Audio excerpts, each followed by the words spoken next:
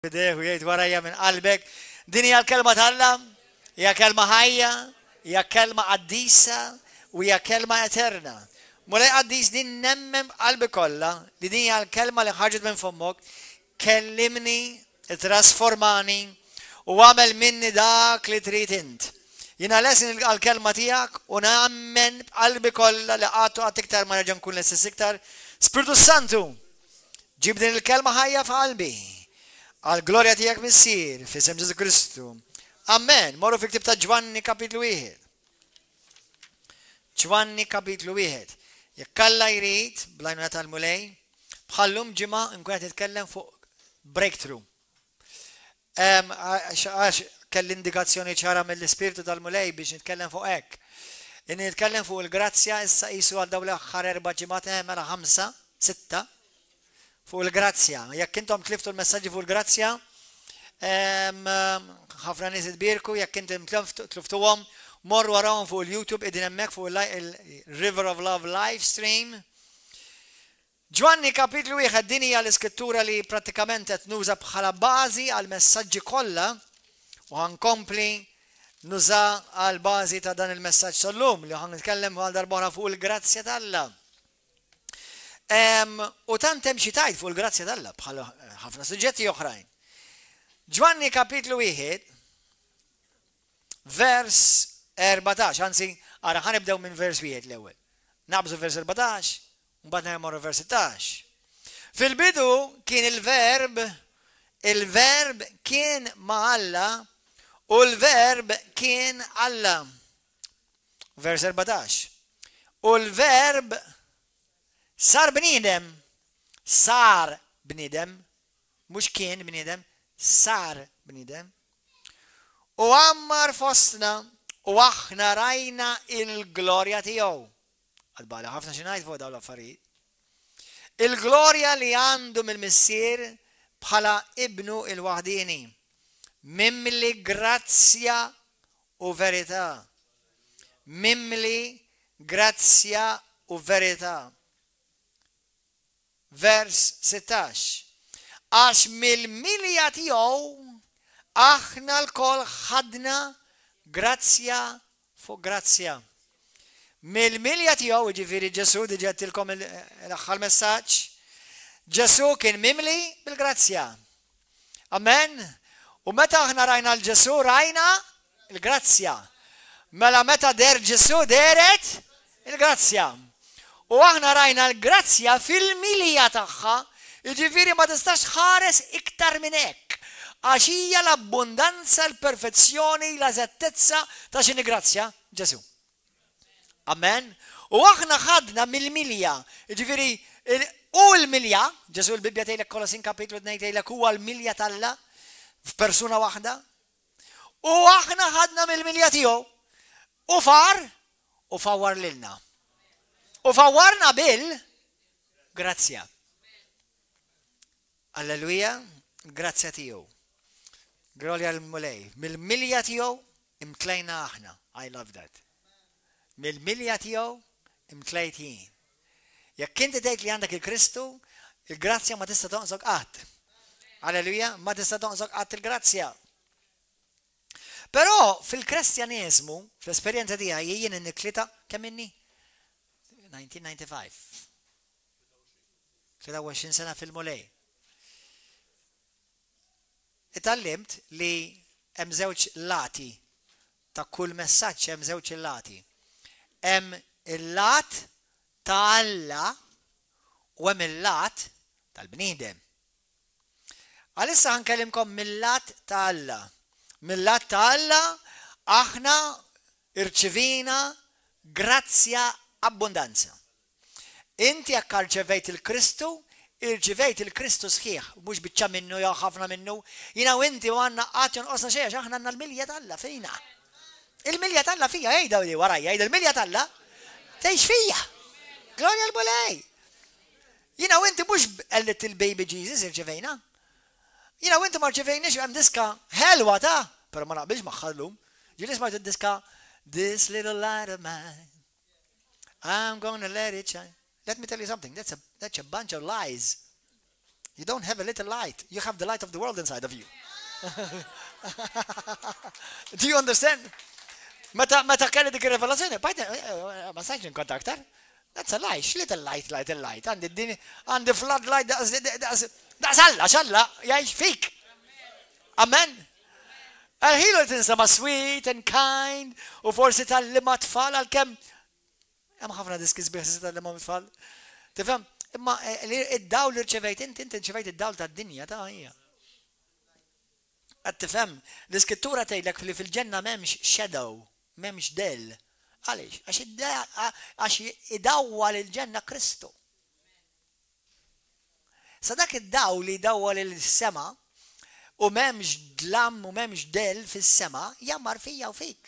U għalek aħna, jina u inti, għanilek, jisimawni, please, għabdu għadi, grazzi Spiritu Santu. Jina u inti, waħda mit-talbit tijaj kull-jum, tijak kull-jum għanda tkun dijara. Mulej għatini iktar ġuħ kull-jum. Iktar. Tkellimna fuq il-ġuħ u il-ġuħlaċ u fullness bil-Inglis, bil-Malti ġini. Mil-milja li ma tkellimna fuq kal-moħra. Fuq il-mfawar. Li aħna niġu mfawra. Dar l-erba tkellimna li Alla mux bissitik, l-Spiritu Santu ma Ġesu ifawrek, fawar li l-ma. Fuq art. Sawwab. Flood, ġifiri, God wants to give you a flood. Issa, he gave us a flood of his grace. Aħna mimlijin bil-milja, ta' Alla ma jagħmel xejn żgħir ta'. Alla ma jagħmel xejn żgħir.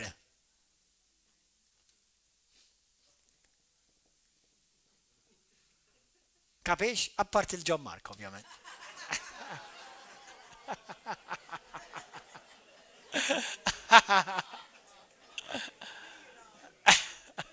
Imma dak mhux it-tort Alla kompletament, dak it-tort ta' missiru ommu.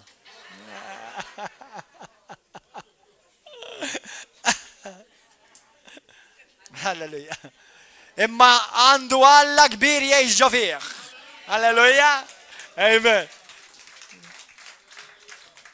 Gloria al-Mulej. Thank you, Jesus. Issa, meta inti tistudja fuq il-grazzja, li għalina jina moħħi u moħħek ma jifmuwix ta' aħna nifirħu bi għad l-affarijiet, tisma dal-klim u tifraħ bih u għandek għal xiex tifraħ, imma moħħok għadu mux għed jaħdem għada. Anka s-salli tizmawni għadu, moħħok għadu mux għed jaħdem għadi. ċinifiri Alla nifsu kompletament fil-fullness tiegħu jgħix fija għal-grazzja tagħla, kif jisa ċinifiri? It's a truth, but we don't have the full revelation of it. Allora xin tini talba, mulej għatini iktar revelazzjoni. Għax il-kristjanizmu huwa revelazzjoni. Jekk inti ma tikbirx fir-revelazzjoni, ma tistax tikber fir-relazzjoni tiegħek ma' Kristu. Ma tistax. Jina u inti kuljum ma nixxenqu biex konna aktar revelazzjoni. Għaddawk li intom ġodda ġifiri, revelazzjoni ta' dak li hemm miktub li għajnek jinfetħulek ħafna iktar biex tara dak li dejjem rajtu imma ma rajtux. Rajtu mingħajr ma rajtu. Qed tifhmu? Issa, ħamorru fi ktieb ta' Ġwanni. Tiftakar Ġwanni 11 meta tkellimna meta l-grazzja ntaqat ma' Lazzru? Illum il-grazzja marret ħdejn il-pool ta' Betsejda. Jew Bedesda. Meta morna Izrael, dal-aħħar dawk li ġew mija Izrael konna xi grupp ta' kemm? Kemm konna? 14 ruħ? Morna naraw il-pool ta' Silon, ta' Bedesda li ħanaqraw fuqu. U jina u inti għabli nimmaġinaw bħal ma nimmaġinaw xi pools bħal ma naraw fid-djar illum il-ġurnata, jew ġo xi restaurant, jew ġo xi hotel. Jina politek, maqtuħ, bil-madum, biex mandu xazam xej ma dak it-tib ta' pool aħwa ta' għattifem u t-timmaġina dan it-tib ta' pool nis morda imdawrin bin-nis morda biex jistennew sakemm jiċċaqlaq l-ilma Għax kienu jemnu li f'xi ħin jinżel darba fis-sena jinżel anġlu u anqal l-ilma u meta jinżel dak l-anġlu anqal l-ilma l-ewwel wieħed twemmin kien l-ewwel wieħed li jaqbes ifieq. Naqrawha Ġwanni kapitlu 5. Halleluja. Imma insomma anyway, morna narawh u interessanti għax anka biex tasal għal pool tiġa kienet diffiċli. Aħseb wara. Anka biex tasal għal pool ma kienx xi post li huwa aċċessibbli faċilment. Anyway, Ġwanni 5 vers 1. Wara dan il-lut kellhom festa u Ġesu tela Ġerusalem. Ġesu min huwa? Grazzja. Il-grazzja ġiet Ġerusalem. F'Ġerusalem ma ġemp il-menqa tal-bib tan-naċ. Hemm bini b'5 loġoġ. Aħna tħallna fiha din il-binja. Kien hemm binja tħallna waħda minn loġoġ. Tidħol ġo bitħa kbira, hemm is-siġar. Illum il-ġurnata wkoll għamlu kappella. U jkantaw imorru n-nies għax għandha ċertu ekku, imma interessanti, just to give you a picture. U bil-ludi jgħidulu Betzada. F'dawn il-loġoġ kienet toqgħod kotra ta' morda. Omja, tsopop u mifluġin. U kien hemm raġel li kien ilu 38 sena marit. Meta inti tkun ilek 38 sena marit, wis probabbli inti drajt taċċetta il-marda. Id-drajt tgħix biha. Jekk inti għandek vizzju u ilek 38 sena f'dan il-vizzju, wis probabbli issa tajt qalbek u issa qed taċċetta li din hija parti minn ħajtek. Jekk inti għandek problema u ila għandek dan is-snin kollha din il-problema, inti wis probabbli tħalt f'mod ta' tip ta' kif taħseb li jekk ma jkunx Alla jintervjeni b'mod dirett fil-grazzja kbira tiegħu, inti b'hekk. Għax ħafna minn nies meta jmordu jagħmlu ftit ġimgħat jitolbu, jagħmlu u ġimgħat qed ngħid ħafna, xi wħud ftit jiem. Xi wħud ftit sigħat, xi wħud ftit momenti, u mbagħad Alla ma semanix. Jew nkella anzi, nintaqa' marrux meta nisma' l-band intaqgħu intom li jgħiduli Alla jiena kelli hekk u ma feħniex, jew kelli bżonn xi ħaġa u ma ġiex għalija u ma taqallix għalija. U jispiċċaw jaċċettaw li dik is-sitwazzjoni hija innormali tagħhom. Allura da ma kienx persuna qed ifittex. Da ma tgħix bħal meta għandek bosta nies il-biċċa kbira tan-nies li Ġesu fette li fejja fil-Bibja huma nies li marru huma. Mur aqra l-Vanġeli u tara l-biċċa kbira tan-nies li fiqu huma nies li fitxew huma lil Ġesu. Marru għandu, murara kemm darba bjebejlek u marru għandu ħafna nies morda, u ġabulu ħafna nies morda, u ġabulu ħafna nies imxajtna, u marru għandu. Da mhux hekk, dal-grazzja ġiet għandu. Jista' jkun inti tinsab f'sitwazzjoni fejn tajt qalbek u wara tgħidlek tax qalbek x'il-grazzja ġej għandek. Halleluja. Kemmu tajjeb il-mulej.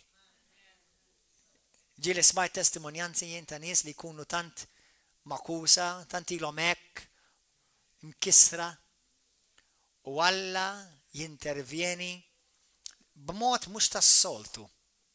Għax tas-soltu huwa li inti tmur post, jew jiġu nies għandek jixandulek il-Vanġelu u tirċievi.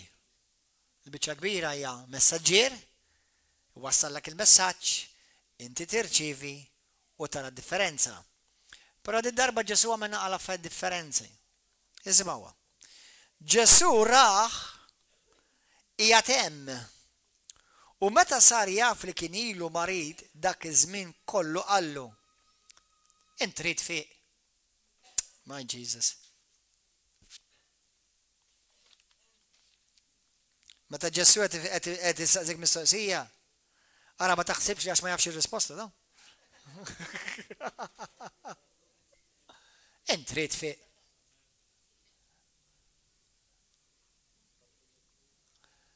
Passer u għajja kif teġiġ tgħidli qed tistaqsini jekk irriċin fi.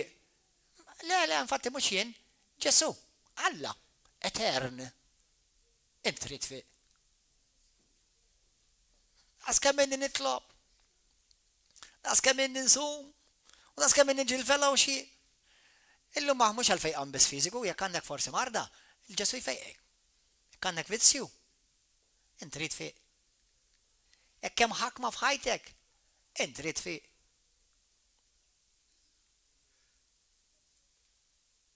Sena ftit, kemm il-wieħed kien hemm imġibnin, morda, bosta l-bibja tgħidlek? ħafna. U Ġesu jmur fuq wieħed u ma jgħidlux u inti mfejja. L-ewwel jagħmillu mistoqsija biex qabel ma jqajmu fiżikament iqajmu minn hawn. Aħwa, l-ewwel ħaġa ma tagħmilek il-grazzja qabel ma tfejqek fiżikament, tfejqek minn hawn. Iġġelek tqum. Uj, minn hemm ma xirqatta. Minn hemm tax qed taċċetta dak li Alla ma jridx f'ħajtek. Minn hemm tax issa dħal vizzju u drawwa li mhix normali għal Alla. Kemm hawn nies jgħixu b'mod li huwa oppress, makkas u jaħsbu li dan hu normal. U hemm minnhom li jaraw li huwa normali u xorta jħobbu l-mulej. U mhux bil-fors kollha waħlu falla. Thank God. Imma Alla, orrajt inti tħobbu l-mulej. Imma dak li inti għaddej minnu għal Alla mhux normali ta'. U laqqas ma jridek tibqa' hemm. U daqs kemm minni hawn kieku Alla jrid jagħmel xi ħaġa kieku ilu li jagħmilha, kemm minn darba smajta di? Kemm minn darba smajta di qalbi tiegħi? Kieku passer u brother u Gordon u whatever. Tifhem, kieku jrid ifeqna mhux ma jafx fejn noqgħod. Kemm smajthom dawn l-skużi. X'hemm fil-ħajja tiegħek illum il-mulej tgħidlek int trid fiq.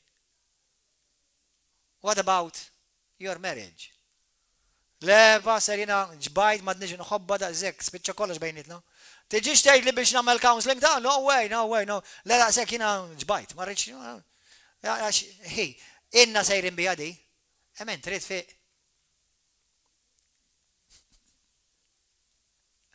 Ent trid fiq. Jista' jkun li forsi ċertu nies mhux kulħadd qed jistennew ċertu staġun jgħaddi biex jgħidu għax jien li hekk mela issa it's time for me to move out. La ma m'hemm xejn Alla, mela sinjal li Alla ma jridniex inkun aħjar, jew Alla ma jridniex inkun infejjaq, jew Alla ma jridniex inkun maħlus. Int trid fiq. Jew għadek maħkum b'xi vizzju. Għadek maħkum noqqasna maħfra. Taf kemm hawn Kristjani mnoqqasha maħfra. Waqt li huma mimlija bil-grazzja.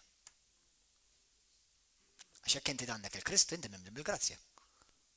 Imma billi inti mimli bil-grazzja, daqshekk jista' jkun li inti mimli bil-grazzja ma intix tibbenefika minn dak li inti mimli bih. Jista' jkun li Kristu jammar fik verament minti xorta m'intix tibbenefika minnu. Għalhekk issa fejn jidħol mela l-att ta' Alla huwa wieħed. Issa l-att tal-bniedem. Alla dejjem isejjaħ u l-bniedem irid jirrispondi. Il-grazzja irid issejjaħ u l-fidi tirrispondi. Smajta dik?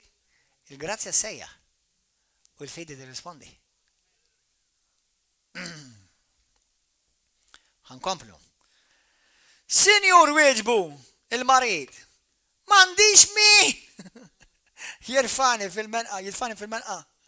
Ma kontx hemm jiena kont inwadba ħanejli.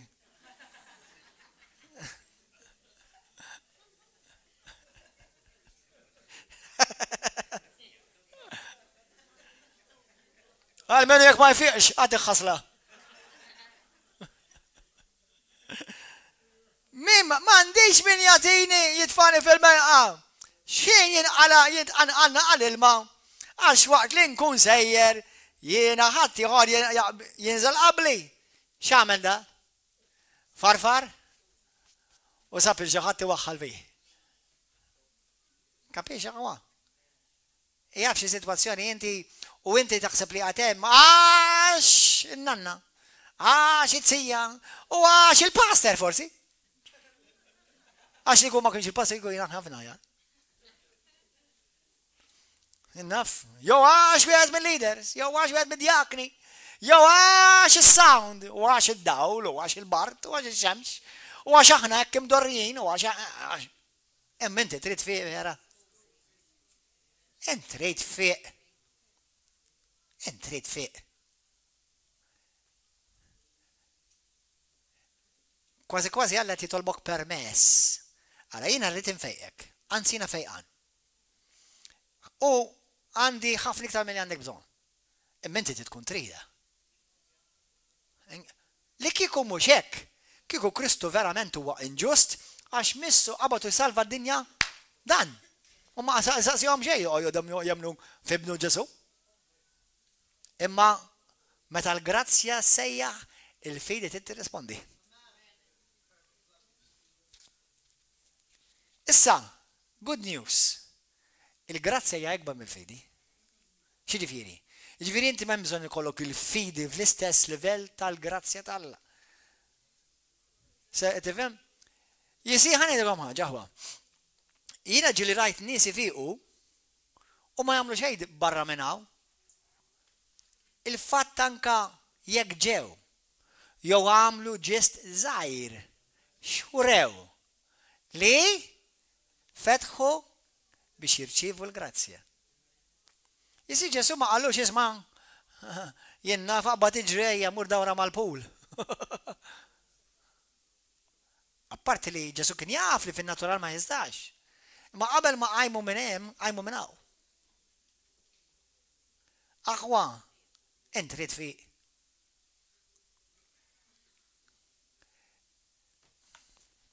Għax il-grazzja tal-Alla ġiet. Grazzja tal-Alla deret lejk.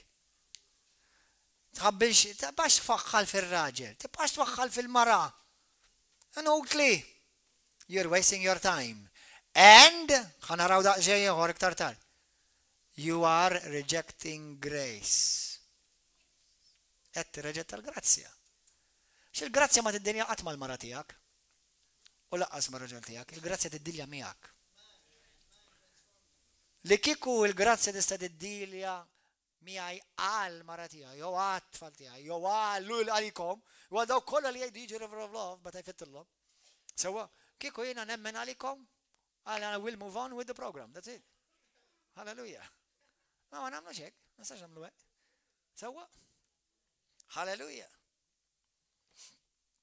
Glorja lil Ġesu. Mela ħankomplu. Allu Ġesu. Nifmek ta' ħiebni, għandek raġun, ilek tbati. Naf li l-pastor ma tax kasek.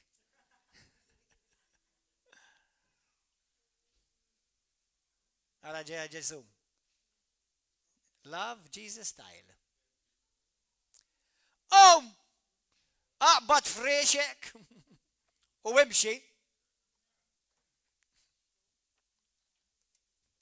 Mux jakallum? Ma ċamillu counseling session? ħafna mill-Kristjani hawnhekk ħanejt xi ħaġa li għall-mara tiegħi żed ma tantx ħanejna għalkemm illum il-ġurnata tal-mara tiegħi x-xogħol tagħha tbiddel kollu drastikament, imma minnu fix-xogħol tal-mara tiegħi tal-counseling ma tantx ħanejnhom fix-xogħol tagħhom issa stess. Tidnejlek x'nemmen? Issa ħantik id-dritt u l-libertà ma taqbilx miegħi. Però taf x'nemmen? In-nies li jfittxu l-counseling għax ma jridux iqumu. Jridu biss jinstemaw. Issa mhux qed ngħidlek li ħażin titkellem ta'. Imma ma fija xejn li tkellem għax u ssib xi ħadd tiftaħ qalbek miegħu. Imma inti jekk inti diġà taf x'għandek tagħmel għalfejn tfittex il-counseling. Se tgħid li passer inti ma tifhimx għax inti hekk straight forward inti u l-mara tgħid li vera m'iniex hekk, vera m'iniex hekk. Imma storja ta' Ġesu huwa hekk. Mux għadnejlek li tkun kattiv jew kun ħax, ċertu nies tkun gracious all right, nifhimha. Imma, all right, mhux hekk, le hemm bilanċ, imma intrid fiq. Intrid fiq. Jew ħanibqgħu nduru mal-istess montanja. Ħanibqgħu nduru mal-istess pool. Intrid fiq. Isma' Ġesu x'qal. Għallu qum minn hemm, aqbad frixek u imxi. Halleluja. U minnu fih dak ir-raġel fiq qabad frixu u beda jimxi. Seta immissja di dar-raġel, seta immissja. Seta għallu mulej u għajja għallina dejli nimxi mela. Ja, għu intatek bżon il-fejqan. Għaxina għal-menu għandi saqajja minn tandek moħħok. Ma setax għallu hekk. Qalbi, ħafna jidunna hekk. U intom brainwashed. U intom men il-bibjan, u intom tek ġbin. Kabix? Ma jriċi fi. I'm bringing you the answer. Mela għata jidlim tek. U inti kompli tek.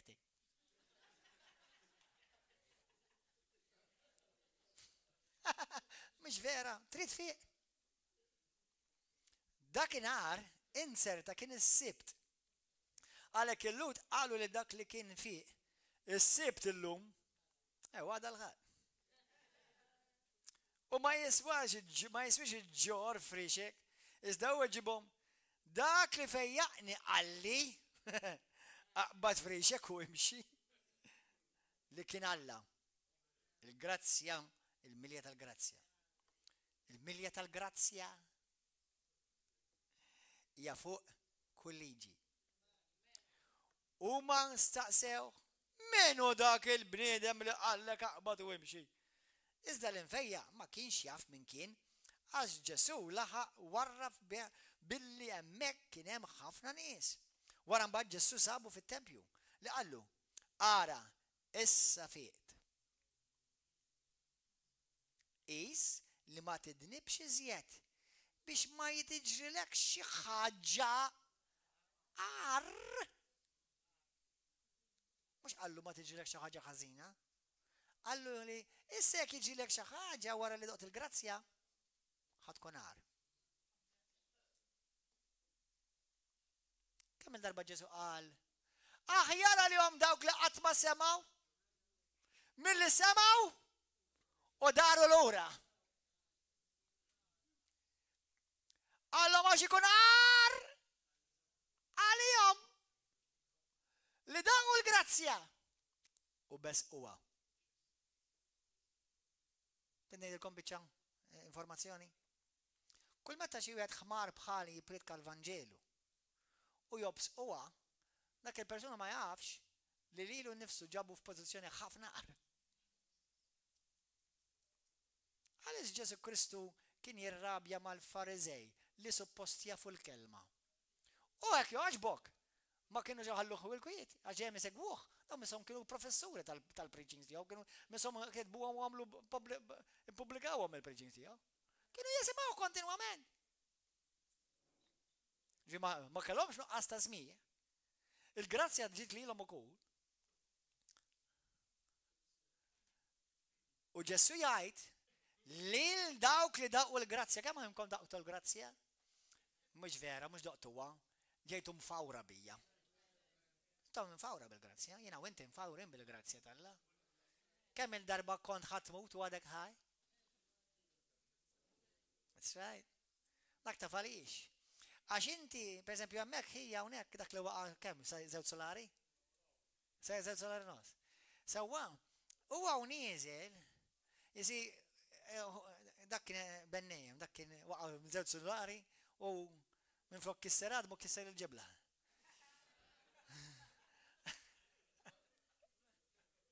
Sewwa, dak x'kellu, dak kellu kuxin madwaru. Jisima l-abbundanza tal-grazzja tal-Alla. Vera, mhux biċċaj, vera. biex inti taqqa' żewġ sulari f'post li qed tibni u mhux sali tibqa' ħaj ma jiġrilek xejn. U ġi fuq il-ħadi. Dik hija l-grazzja tal-Alla taħdem fik hija. Il-grazzja tal-Alla tipproteġik lilek kontinwament. Il-grazzja tal-Alla li tipproteġini mid-demonji kontinwament u lilek. Sewwa. Ma għaliex Ġesu li huwa il-pjanezza, il-offol, il-fullness, il-milja tal-grazzja. Il-grazzja, kulħadd jgħid Ġesu Kristu huwa l-grazzja. Iwissi. Il-grazzja twissi. U ħanejda di, għax hawn min jaħseb li għax issa inti doqt il-grazzja u għax inti issa rċevejt il-grazzja, issa inti tista' tagħmel li trid, tkompli tidneb, tkompli tafeċ għax il-grazzja xorta qedem. Vera xorta qedem. Grazzja xorta qedem. Issaċ il-grazzja inti kienet anka qablek hemm. U ħadd tkun hemm anka warajk. Sewwa, imma inti issa tibbenefika mill-grazzja, tinsix li dejjem kollox fis-saltna jaħdem il-parti tal-Alla u l-parti tiegħek. Ma qatt twaħħal falla dik żgur. U qatt tgħid għax Alla dik żgur lanqas. Għax min-naħa tal-Alla dejjem fidil, huwa dejjem lejali, dejjem commitment, dejjem he always comes through. You can rely upon that, not 100%, 1,000,000%. Imma n-naħa tiegħek. Issa, nafu l-iskrittura tgħidlek meta aħna noqsum il-fidi huwa jibqa' fidil, grazzi Ġesu. Sewwa? Għalhekk inti nirringrazzja l-Alla. Avolja tgħidli għax jien għandi fidi żgħira, ma jimpurtax, imma fidi żgħira fi grazzja kbira. Sewwa? Għalkemm irid nimxi bil-fidi, imma mhux il-fidi fil-fidi li żommni, imma l-fidi fil-grazzja kbira li żommni, il-grazzja li tiżommni, mhux jgħid inżomm il-Ġesu, Ġesu qed iżomm lili. Għadifmu? Imma għajm billi għax Ġesu għat iżom li daqsek allura issa jina nista nagħmel li rejt u nibqa' okej. Number one, diġà tkellimna fuq għafti din. Number one, jekk inti vera mimli bil-grazzja, id-nub idejqek. Id-nub ma jistax jħossu komdu jekk inti vera mimli bil-grazzja.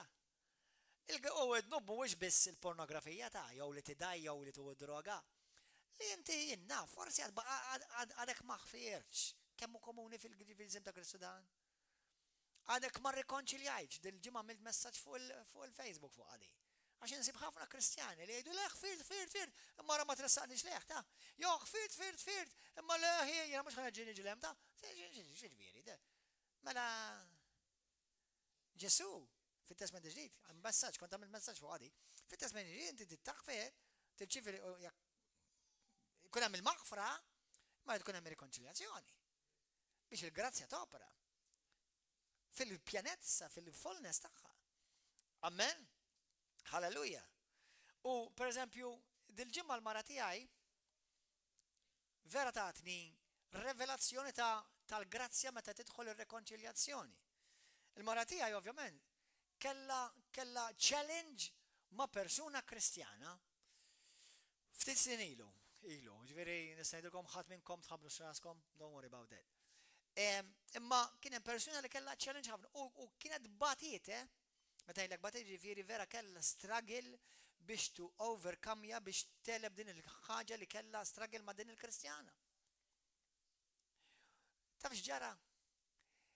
Kien hemm il-maħfra li ma ġietx il-maħfra hemm qiegħda, imma ovvjament aħna mhux dejjem inkunu kapaċi to rise up to it.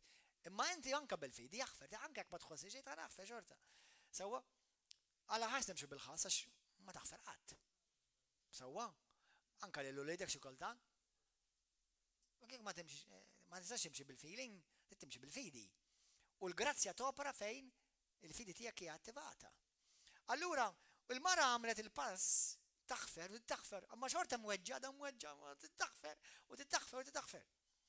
Mela, issir rekonċiljazzjoni ma' din il-persuna li hija tal-mulej, tħobb il-mulej. Li mhux xi ħadd taħdar li qed jipprova jagħmel l-addenija. Żgur ma jkun hemmx il-grazzja. Tifhem? Hello. Imma persuna naqset il-persuna oħra, il-mara tiegħi ħadetha bi kbira, weġġat u kellha tiddilja magħha u għamlet żmien tiddilja ma' din is-sitwazzjoni. Mela ħajkom kemm kbira l-grazzja fejn tidħol il-maħfra u rekonċiljazzjoni. Illum huma inseparabbli. Tinejlek għaliex, għandik revelazzjoni. May you get it. Jista' jkun li x-xitan ir-relazzjoni li farraklek jista' jkun li ġi kontra dik ir-relazzjoni għax tant jara potenzjal jekk intom taħdmu fl-imkien.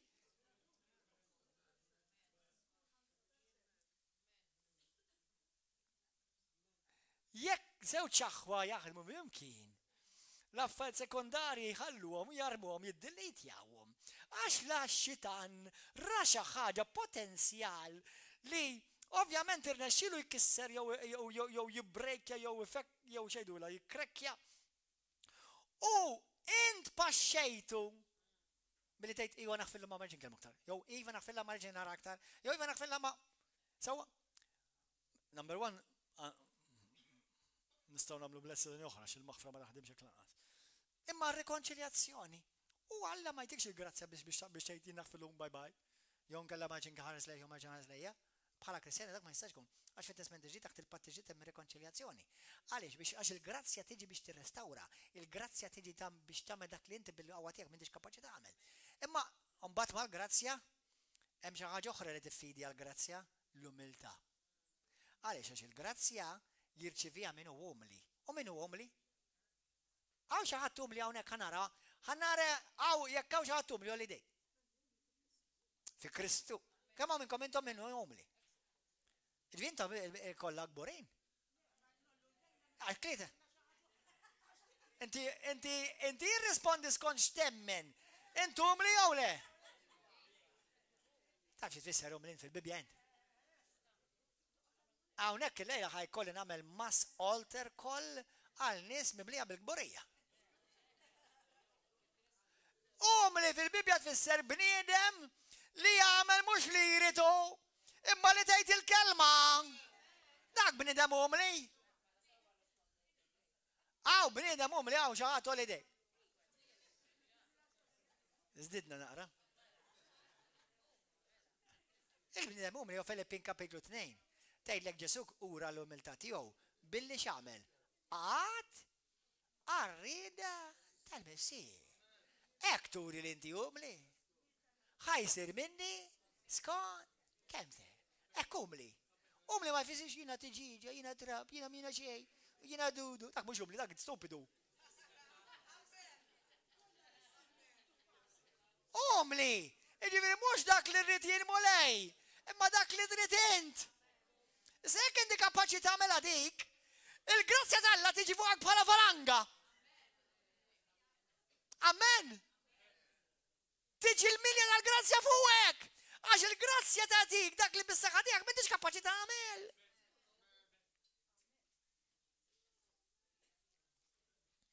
Qed tifhmu? Halleluja.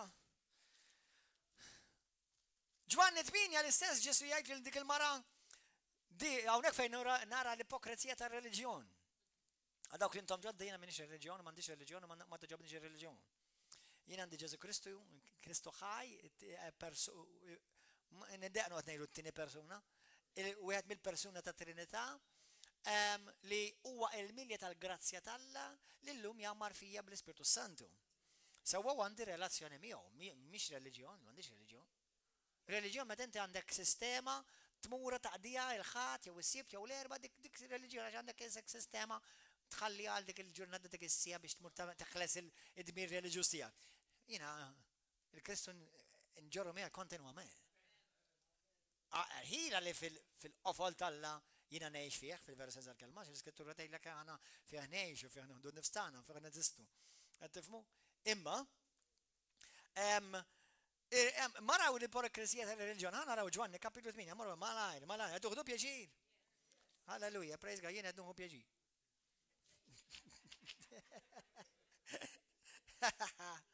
Għandi dritt nuħu pjaċir u dabal meta s-sajjar tisjira inti u d-duqa wkoll inti, bħalissa qed insajjar, qed inkewwes.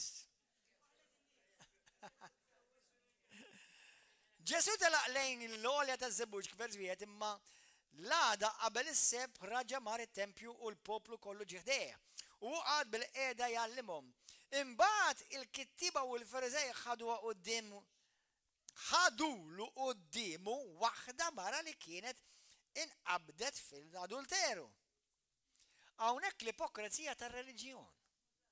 Stenna ftit. Di ta' fejn qabduha. Di qabduha flatta. Flatta. Ma nafx kif daħlu hemm, x'kienu qed jagħmlu hemm?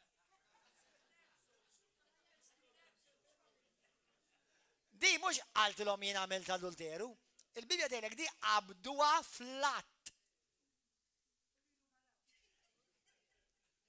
Di qed kienet waħdu qed tagħmel waħda qed tagħmel l-adulteru. Lila biss ġabu qudiem Kristu. Lilu le ma nsertax wieħed mill-qassisin u li kien. Anzi, l-ewwel uża, u mbagħad ġabha qudiem Ġesu.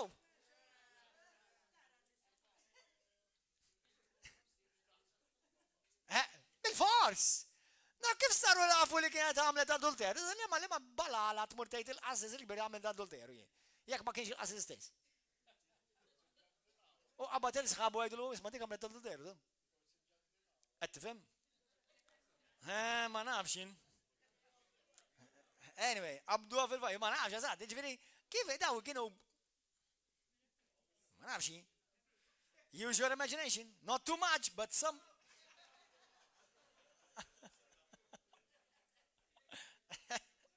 Alleluja. Mela, mallem din il-mara badnija fil-fatt fl-adulteru.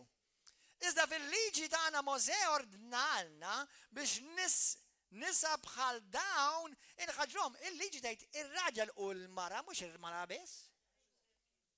Mura rawa fil-Levitiku kapitlu 20. Int imma xi tajt dan għalulu biex iġarbuh, ħalli kollhom fuqix jixluh imma Ġesu baxxa lejn l-art u beda jikteb subajh fit-trab. Billi dawk baqgħu jistaqsuh għam dritt u qalilhom. Min fostkom u bla dnub ħan immaġina da xej xenarju. Id-dub x'kien? Adulteru. Jista' jkun daw kienu l-klijenti tagħha.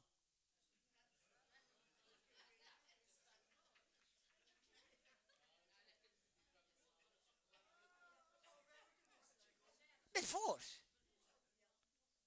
Għax id-dnub fil-kuntest huwa l-adulteru. Ġesu mhux baħnan u l-aħseb ta' jiena żgur ħaseb Ġesu għax jiena minix ħaref iktar minn Ġesu. Sewwa? Senna ftit, ma l-enta tiġġudikaw il-din il-mara fuq id-dnub tal-adulteru. Inta ma għamiltuh id-dnub tal-adulteru. U jekk għamiltuh ma' min? Mhux magħha li se jkun.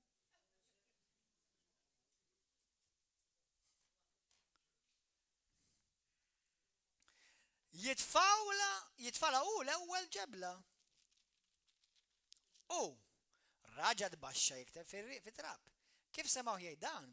Qabdu u telqu wieħed wara l-ieħor. Jibda mix-xjuħ. Intom ix-xjuħ mhux daqshekk fidili.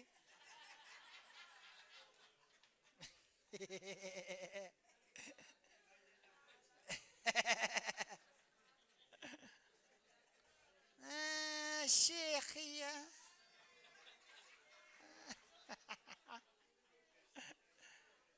Mhux inbilli pensjonanta.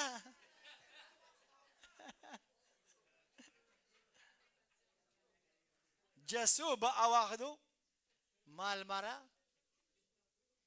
wieqafa fin-nofs qam dritt u qalilha dak fejnu. Mara, ħadd minnhom ma kkundannat.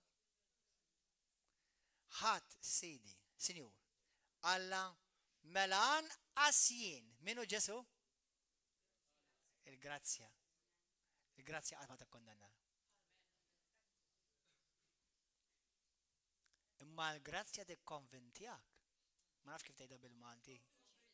Tikkonvinċik imma nifhmuha differenti. Bil-Ingliż convicts us. Tqanqlek u ġibek inse li inti kont riqet, li inti kont fid-dlam, li inti kont fid-nub, li inti kont mitluf. U l-grazzja mhux tibatek l-infern, il-grazzja tqajmek u tagħmlek kandidat tas-saltna. Halleluja. Gloria Ġesu. Ħadd Sinjur Alla mela mur, lanqas jien ma nikkondannak. Mur u millu mill-qudiem tidnibx żej. Mela passer allura aħna ma nistgħux nidimbu.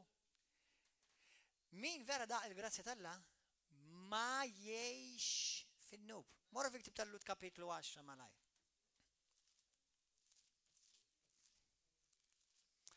Ħannara kemm hawn minkom minn mindu tajtu ħajtkom il-Kristu dinibtu għallu idejkom. Għaw xuħud minnkom xettollu idejkom dal-waqt niġi nadurak issa. Kemm hawn minnkom li dinibtu kamilkom li tajtu ħajtkom il-Kristu? Ħannara għadbaqanna waħda oħt mhux xettollu idejja minni għalli. Ħannara.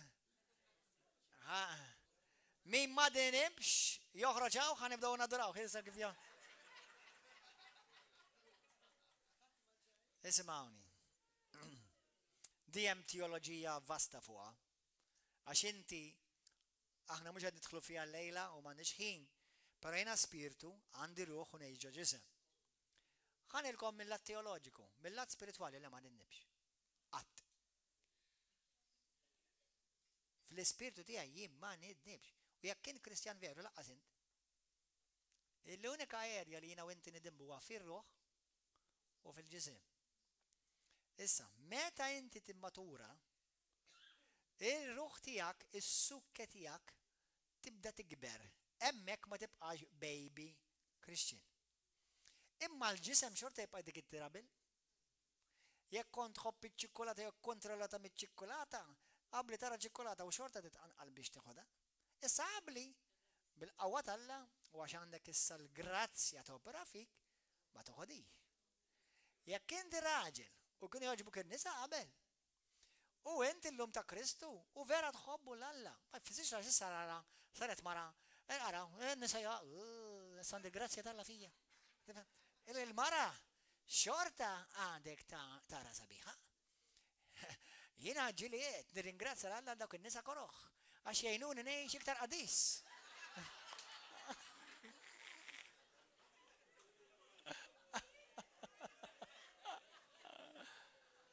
Il-nisa sbieħ jgħinuni nuża l-grazzja ġevija.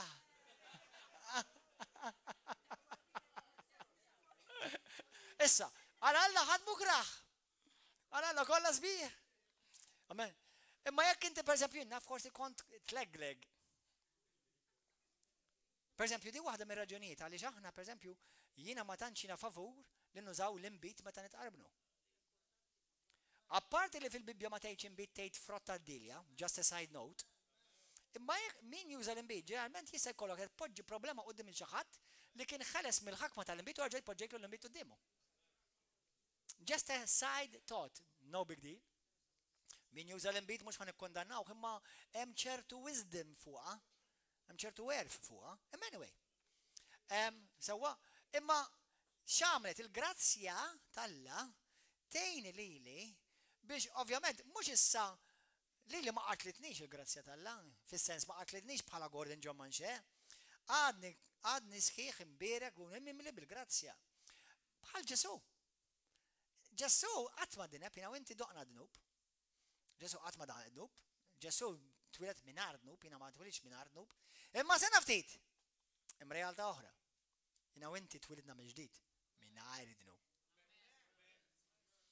Allura issa l-ispirtu tagħna skont Rumani kapitlu 8 morru waraw il-passaġġ kollu, ma speċifikament vers 10. Tgħid issa l-ispirtu tagħna ma jistax jidnib. L-ewwel Ġwanni kapitlu 5 vers 18. Min hu wieħed minn ġdid ma jidnibx. Imma ir-rieda li jrid jidneb għadha hemm. Ix-xewqa li jrid jidneb għadha hemm. Inti tinsix idnub huwa sabiħ, U anke ġieli naqgħu. Imma meta jiena u inti nidimbu bħala Kristjani, kemm jgħidu l-verità, meta inti dnibt ħassejtek tajjeb jew ħażin, jekk ħassejtek ħażin u għal-idej. Taf x'kienet dik il-grazzja talla taħdem fej. U hemm turi, isimgħuni, hemm turi li tħossok ħażin, kulħadd jgħid warajja u li jdejk li jgħidu mula qadis. Grazzi li jien ħassejtni ħażin meta dnibt. Għax tidher ċar li l-grazzja tiegħek qed taħdem fija. Halleluja. Il-fatt li l-grazzja tal-Alla sa taħdem fija, jien naf li jien salvat. Hawnhekk fejn ċertu Kristjani għamlu daqsxejn l-iżbal. Fejn xiġifieri? Jgħidu għax jien allura għax issa mill-dnub issa tlift is-salvazzjoni? Le. Hemm punt fejn titoqgħod attejn. Imma dak mhux għal min jidneb, dak huwa għal min jażel li jgħix fid-dnub. U dik hemm differenza kbira. Qed tifhem? U l-iskrittura titkellem ċar fuq għadi, morru fi ktib tal-Lut kapitlu 10. Jiena u inti għalhekk tgħidilna mela stqarru dnubietkom. Għax hu fidil u ġust jaħfrilkom dnubietkom kollha u jnaddafkom minn kull ħażen. L-ewwel Ġwanni kapitlu 1 vers 7. Allura jiena u inti li aħna ta' Kristu, jekk int ġenwinament ta' Kristu, int ġenwinament salvat. Int ġenwinament imwieled mill-ġdid. Imma il-bniedem li jiġi jgħidlina Kristjan u għadni komdu ngħix fid-dnub, you better do a good inventory. Għax it could be you're not Christian at all. You're just going to a geographical place, that's all. Għax il-Kristjan ġenwin għandu l-Alla jgħammar fija. Il-Kristjan ġenwin, il-grazzja tal-Alla li tgħammar fija, id-dnub idejjaqni. Issa, vera li ċertu d-dnub għamlu id-dnub per eżempju jekk jiena maħkum minn ċikkolata. Għax inti ma tista' tkun maħkum b'xejn. Jiena għalhekk ngħidilkom is-sigaretti huwa d-dnub, x'inhuwa? Mhux għax li tagħmel dik per se d-dnub, għax inti maħkum. Jekk inti maħkum minn naf, minn tazzambit, bil-forsi toħodha tazzambit. Sa naftit la inti maħkum hija. Jena mhux ngħidlek tixrob x'naqra mbit mal-ikel. U anke jekk tgħidli għax jienu nu pjaċinu hu naqgro qabel ma mmur norqod. Okay, ma jimpurtax. Jiena personalment ma nagħmelix, apparti li ma tantx infanzjaħ l-imbit dik xi ħaġa personali. Imma jekk naf li hemm xi ħaġa li taħkimni, that I have to question. Għax la vera għandek il-grazzja tal-Alla xejn ma jistaħkmek. Għax jitlali passer jien, sena fdi. Għax jina ommi kienet titlali. Għandi uħti titlali.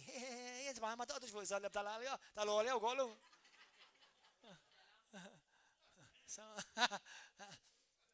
Uj, stop making excuses. Grace has come to you. Għafamel, skużi, għax il-grazzja tal-Alla ġit għandek. That's it. Aqbad il-grazzja tal-Alla, aqbad friċek u imxi. Halleluja. Amen. Lut kapitlu 10, wara din passaġġ nitolbu. Praise and worship team, would you please come? Ħattu pieċir eżi saħwa. Naħseb il-kolli tal-limna u nemme, u ħanidkom ħaġa. Inħoss l-ispirtu tal-grazzja fuqna. Inħoss il-grazzja tal-Alla fuqna. Għalet li apparti li nemmina, inħossa fuqna. U meta jħossok ħażin għax inti żbaljajt, irringrazzja l-Alla. Tikkondannax lilek innifsek. M'hemm l-ebda kundanna għal dawk li huma fi Kristu Ġesu. Tifhem, jekk tħossok ikkundannat, jew inti qed tfixkilha mal-konvinzjoni, jew għax m'intix Kristjan. Għax il-midneb huwa kundannat, u l-kundanna da fuq rasu sakemm jgħid iva lil Ġesu Kristu, imbagħad il-kollha tal-Alla titlaq minn fuq, imbagħad huwa favorit quddiem Alla. Allel?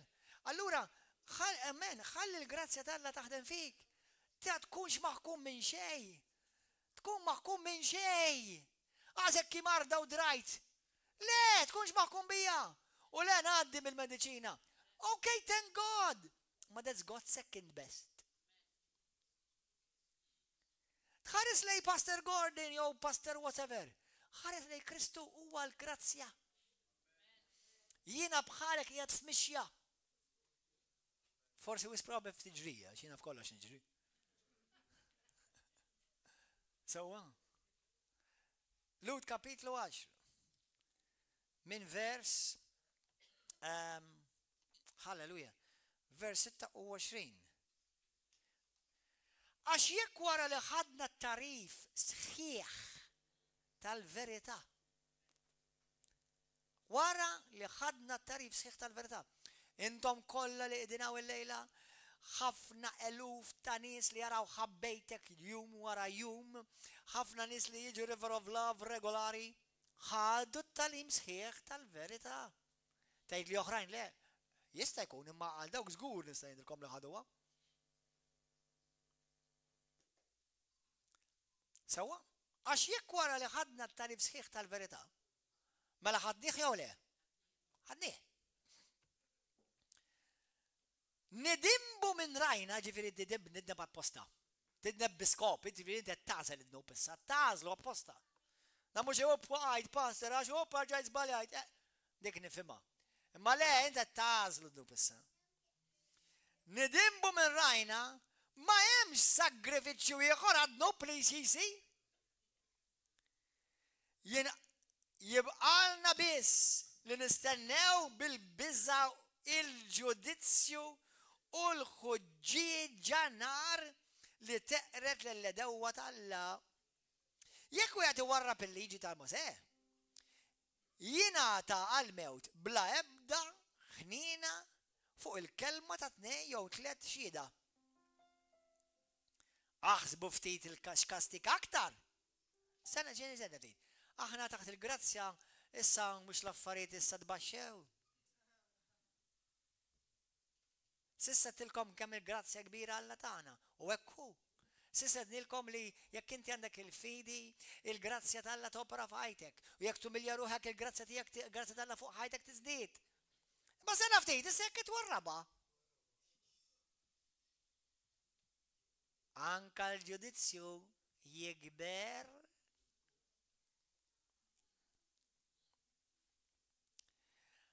Aħsbu ftit x'kastik aktar aħrax ħaqqu dak li kasbar lil binalla li niġġes id-dem ta' Kristu tal-patt li biħt qaddes ta' fina u inti qaddisa.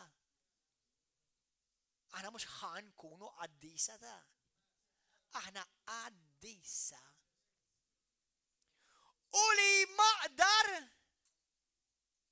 l-Spiritu tal-grazzja. Taf xi tkun tagħmlu inti l-grazzja tal-Alla dak il-ħin.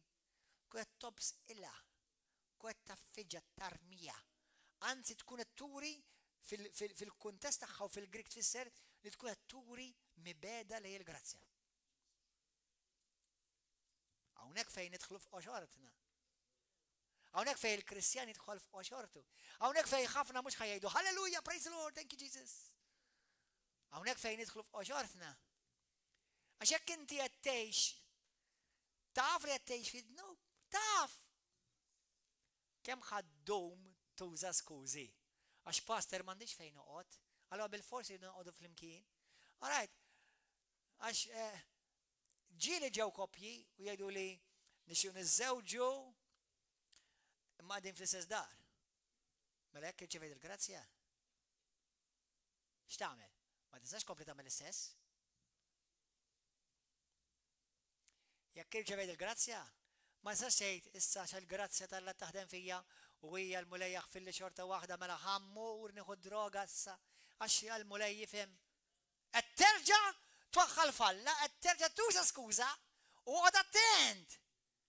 Għax qed tgħid li d-dem ta' Kristu qed tirfsu.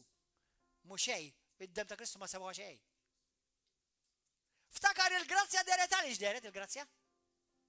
Għax ġim xerret id-dem għaddis pur ta' eben waħdini tal-Alla.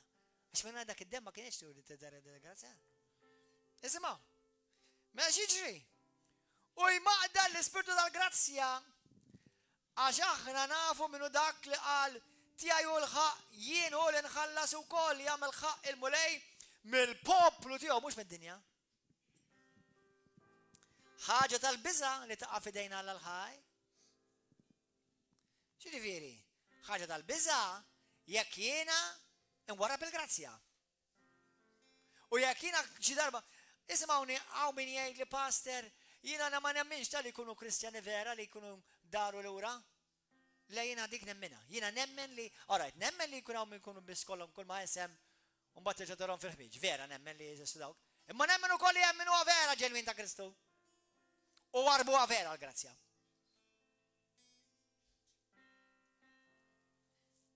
U dawk li vera warbu l-grazzja, għalkemm baqalhom ċans, morru studjaw Lut kapitlu 6 vers 1 sa 6 sew, u tgħidlek li mħabba issa li websu qalbhom, issa huma jagħmlu għalihom infushom mhux għax Alla, minn naħa Alla dejjem Alla mimli grazzja. Alla ma jqafx. Isma' il-grazzja Alla xorta tibqa' tħobbok lilek. Inti tista' tkun fid-dubju għalli pa xorta jħobbok u l-grazzja tibqa' essenduta lejk xorta. Imma tibbenifika mill-grazzja. Qed tifhem? U l-iktib tal-kapitlu 6 tgħidlek li huwa jagħmluha impossibbli għalihom. Huma jagħmluha impossibbli, mhux Alla jagħmilhom impossibbli. Għalhekk jiena u inti irridu nikbru fil-grazzja. Għalhekk qedtilkom illum ix-xenna għamel jkollok il-ġuħa l-Alla. Mulej jagħtin iktar ġuħa għalik. Gordon John Manġe għadu jħobb fil-ġisem affarijiet li Alla jobgħod. Biex qed tiċċassa. Nixtieq li kieku qed nimxi fuq isħab u no problem mate. Inkun aħjar minn Ġesu għaw. Għax anka Ġesu kellu tentazzjoni. Anka Ġesu Kristu kien attentat. it-tentazzjoni tiġi lili bħalma tiġi l-kulħadd lilkom. Għalhekk isimgħuni aħwa. Irringrazzja Alla meta tħossok ħażin. U iġri lej id-dem ta' Kristu nħasel bid-dem qaddis ta' Ġesu. Għax jfisser il-grazzja għadha qed topera fik. Halleluja. Amen. Gloria lil Mulej. Ejja nbaxxu rasna. Il-grazzja ma tikkondannakx imma tikkonvintjak, tikkonvinċik. It convicts you. It convicts, and I want it to convict me. It's the light that shows me, son, you're going wrong there. Ibni, t-izbalja jem, irranġa. Dak il-grazzja tal-Alla. Xata l-imna l-axħalazzjoni? Il-grazzja deret u tal-limna nobdu. Il-grazzja tal-limni nobdi. Għalix? Għax waħdi ma nafx nobdi. Waħdi bil-kontra li namel. Il-grazzja tgħidli mur il-fellowship. Mux ovvja il-pastor. Le, miex ovvja ta'. Il-grazzja tgħidli mur għat-talb. Kemm hawn minnkom il-kom ma tiġu talb? Commitment. Il-grazzja studja. Għattaħin mija jibni. Faħħarni. And I want it that way. Għax tħallini minuta waħdi, u nagħmel rebus.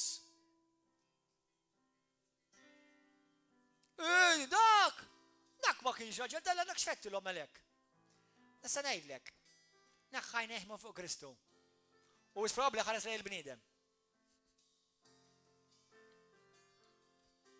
Għalhekk ħafna jġarfu, mhux imħabba falla, mhux għax m'hemmx grazzja biżejjed. Għajn nbaxxu rasna jtolbu.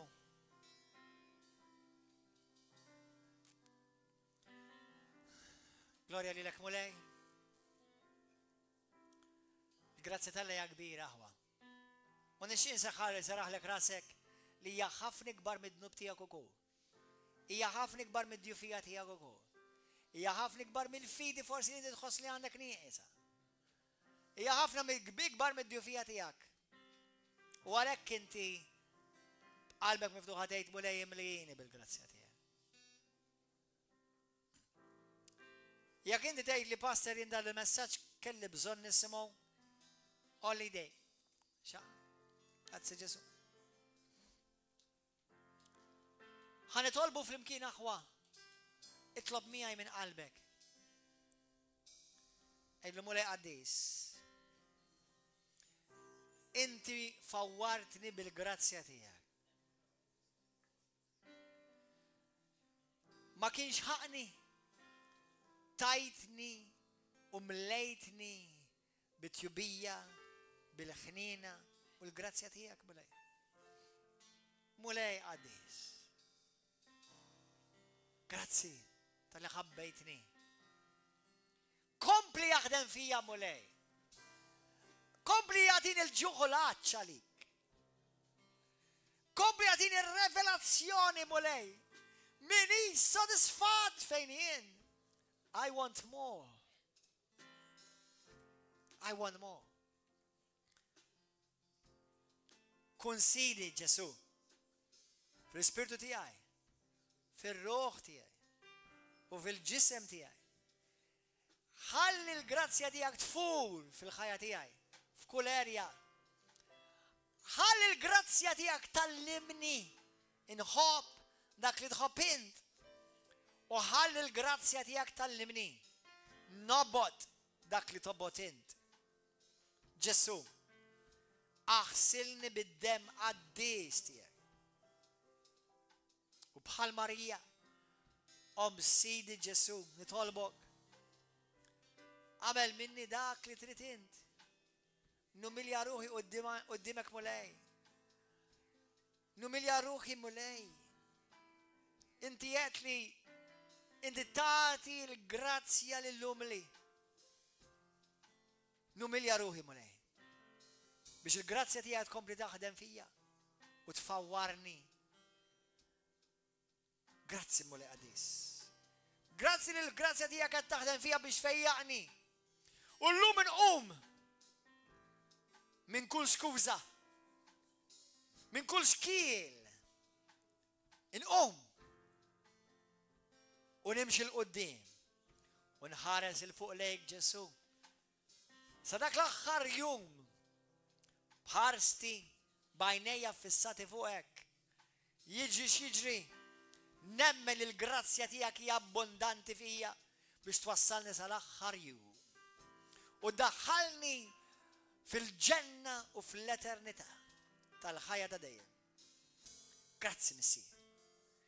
Inti s-sejtu s-salvatur tiegħi Ġesu. Użani għal-glorja tiegħek. Fissem Ġesu Kristu.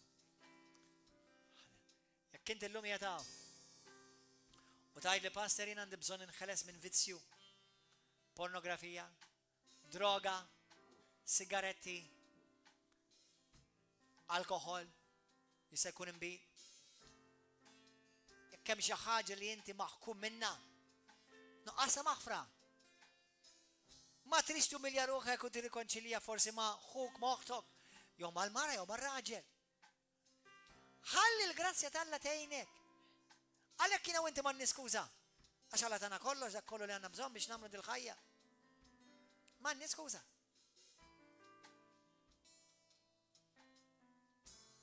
Aħna nis mberkin, favoriti, qawwija, mimlija b'kull grazzja. Ejja nqumu bil-fam.